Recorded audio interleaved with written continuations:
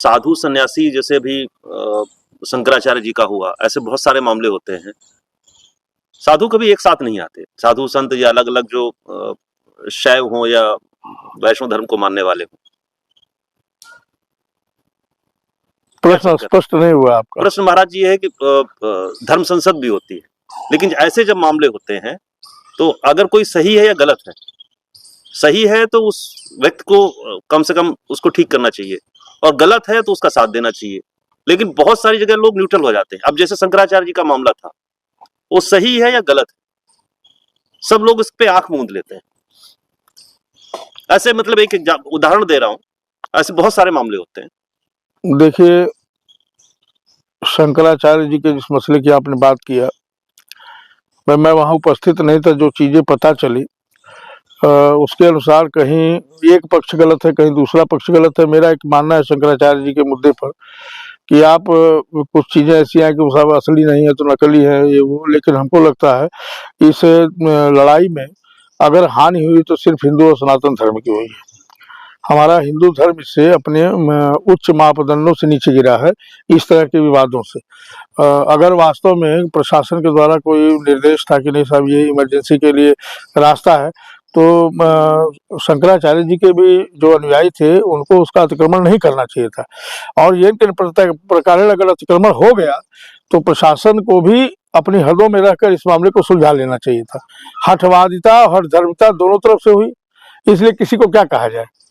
और मेरा एक मानना है कि सन्यासी कोई भी हो, और वो शंकराचार्य हैं या नहीं एक अलग बात है, ये एक उनके व्यवस्था का विषय है, उनके अपने धार्मिक समुदाय जो है उनका अपना मठामनाय के हिसाब से क्या सही क्या गलत है उसका पूरा संविधान है, उस पर मैं चर्चा नहीं कर सकता क्योंकि मैं उसका अधिकारी भी नहीं हूँ।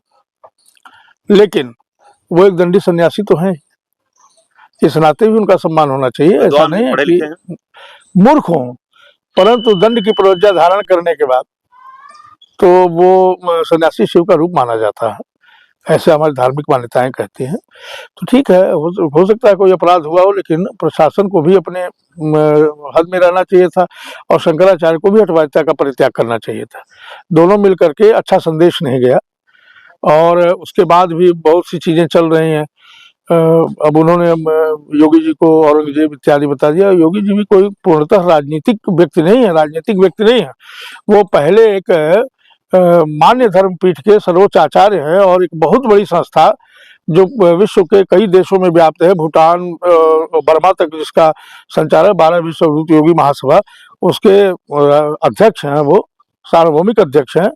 तो पद के भी मामले में दोनों को एक दूसरे की गरिमा का ध्यान रखना चाहिए। उन्होंने भी औरंगजेब ये वो कहा, तो ये सब चीजें बहुत ही गलत है, और इससे केवल हमारे धर्म की जो गरिमा है वो गिरी है, इसमें और कुछ नहीं कहा जा सकता। रही बात साधु संतों के एक होने की, तो जो वास्तविक साधु संत हैं वो सामाजिक सुधारों की तरफ ध्यान देते हैं, समाज की विकृतियों की तरफ कम देते हैं।